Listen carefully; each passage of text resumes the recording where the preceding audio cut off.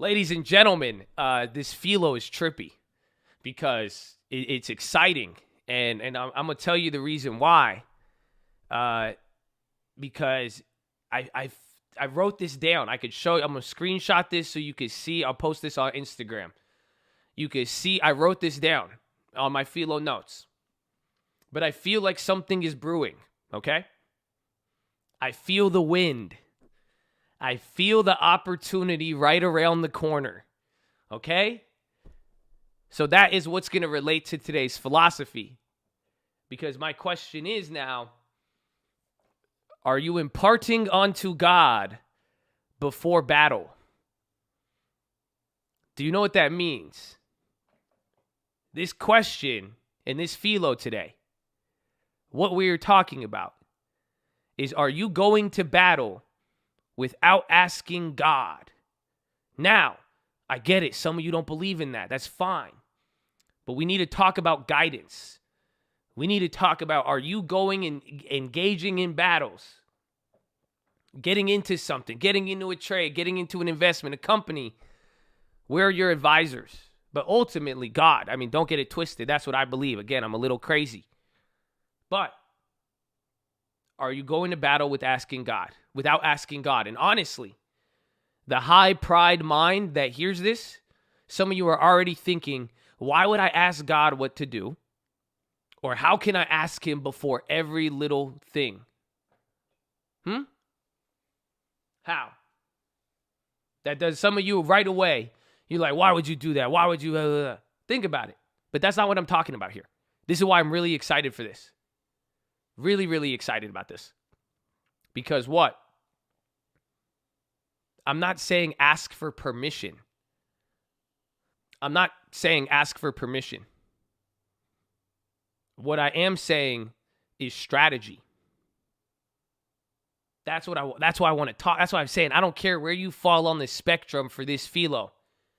I want to talk about strategy. Okay? Because that's why I'm saying I feel something brewing.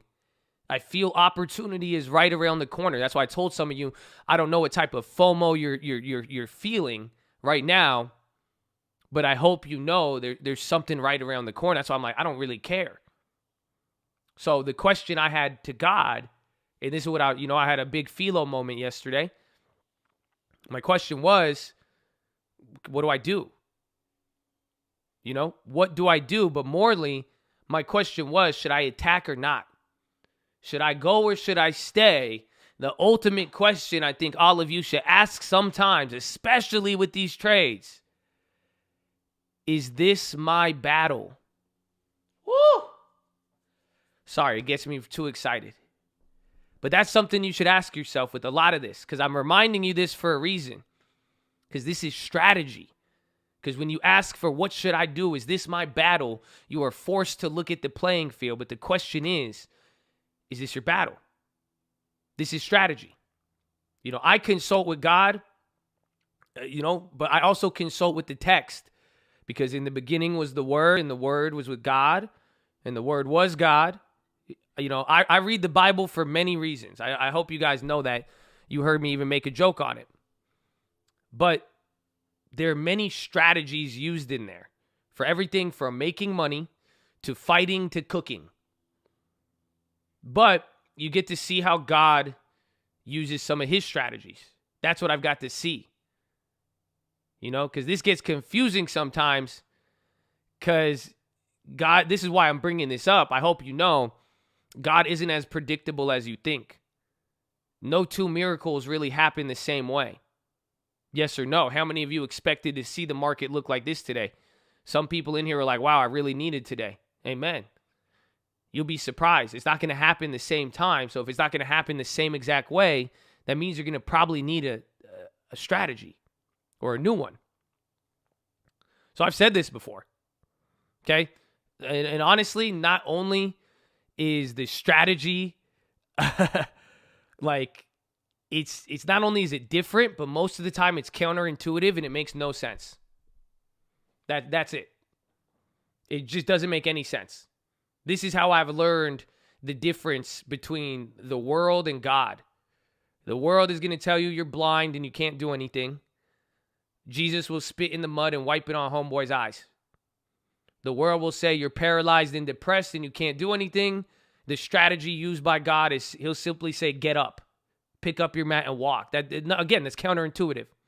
Guy's blind, you're going to spit in mud and, The world says to win a battle, you got to fight and use weapons. God will say, march around a city and then blow a trumpet. That makes that, again, there's a big difference. So, the world says we don't have enough. Give me 2 fish.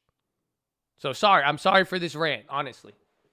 Because this was part of it. This is part of the philo that led me here. Is understanding that. But I just love the Bible. And every single thing I listed off was a different strategy used to go after something. And that's what we're focusing on here. So this story now relates directly to our boy David. Remember our boy David in the Philistines?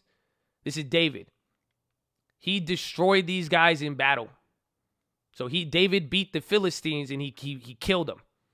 And this is our boy David. You know that? The strong, smart, hard after God. We've talked about him a lot in Philos. You know, he was still a sinner, an adulterer. He was nasty, boy. But he lived for God in many ways. But beyond that, he was a pure-blooded, talented individual. This is why I'm saying some of you take God out of the picture. I get it. You don't listen to this. But what is there? David, even without God, he was just a naturally talented individual. That's it. I think if you put David in today's society right now, his natural skills alone, he would outperform most of us in many, many different things. So he didn't need permission for a lot of things. He really didn't. He was good. See what I'm saying? But at the same time now, the first time he jacked up the Philistines, he beat them, he asked God one question. He said, should I go and attack? Is this my battle? This was the king. He had all these abilities, these skills and everything. But then he was just like, yeah, why not? So God gave him the green light and he waxed them. Literally to the point where people were like, damn, we don't even want to mess with David because of what happened there. And nonetheless, I mean, I hope you know this relates in life because he faced them again. Again, that was just David beating the first battle. Remember, we hit TLT. That was the first time. We did it twice. But think about it. Just like in life, a lot of you guys are going to experience the same battle again. You know that? You beat him the first time, it doesn't matter. Somebody said today, oh, it's easy. That's the first battle. That's not what it is. We're not talking about it's the first battle. You haven't finished it yet. What about the second time? Some of you think that YOLO demon is gone. You think you really stopped smoking or whatever you've been dealing with. You think you don't really love these hoes, huh? I'm saying this because you will face the same enemy again without a doubt. So I hope you always stay on guard. But the second battle now is where you really, really kill it. So this is what happened to David. He faced the Philistines again, and he killed them the first time. He wrecked them the first time. Absolutely, game stop, short squeeze, no chance. He did it with ease. But they were coming back with something to prove this time. Kind of like the McGregor fight. When McGregor beat that guy and then you saw he had something to prove. Kind of like Wall Street bets. They got something to prove. That's why some of you got over a previous battle. Be careful because the next time you face it, it has something to prove. Be careful. But at the end of the day, though, he did have the evidence. He had the evidence, the data, the skills, everything, saying I could mess them up again, and I've already done it before. So what do you think he did now? The Philistines come again the second time. He's already killed them, did all that. What do you think he did now when it came time for battle? What did David do the second time around? See, naturally, if you had all those skills You think he would just go and do it, but he didn't. He asked God the same question. Lord, is this my battle? Some people, it's easy to think he would have just done it because it's David. He's already done it. But that's the problem now with us as humans, and that's why I'm talking about strategy. Because when we stop praying and strategizing and giving credit to good things and being arrogant with ourselves, when you stop praying and praising, you start thinking. You start thinking, I have all these skills. Why would I need to do this? Oh, I just made this much money on this trade. Why should I have risk management with the next one? Y'all don't feel me. God's what got him there in the first place. Why would he change up the strategy after being successful? Oh, you know what I'm talking about now, because that's what some of you guys do with trading. You get your long term, you make all this money holding a stock, and then you sell the stock you held to start trading. And you had success with holding, but not trading. So then you face the first battle. But instead of being like, wow, I got lucky, I got this, or maybe, this is what risk management did, you start thinking. And you're like, well, I've already made money, then boom. There's the same guy, same enemy, second battle. So why would he switch up the strategy? And why would some of you now? Because if you go by the data in the world, remember what the world will say, there's what God says and the world says. That's why it does relate. If you go by the data in the world, it's easy to think more and seek more and just bypass God and make a decision. And again, you don't believe in God, that's fine. But what I'm saying is it's easy to experience something, to get really, really arrogant about it. And then when it comes to your next battle, you bypass everything and start thinking in a mindset that does not prepare you for the battle effectively. That's where you will get waxed. Oh, man. Because honestly, and some of you, man, if you know God has worked in your life, some of you are just like me. Because you should have either been dead, not where you are, or whatever, because it's something just real divine. Some of you got real divine work today. You got lucky. Amen. I'm fine with that. Just don't you dare get arrogant and forget what God did and start relying on your human flesh, even for some of you guys, whatever it may be. I don't care. You don't have to take it that deep. Just don't get arrogant with it, because you still have another battle.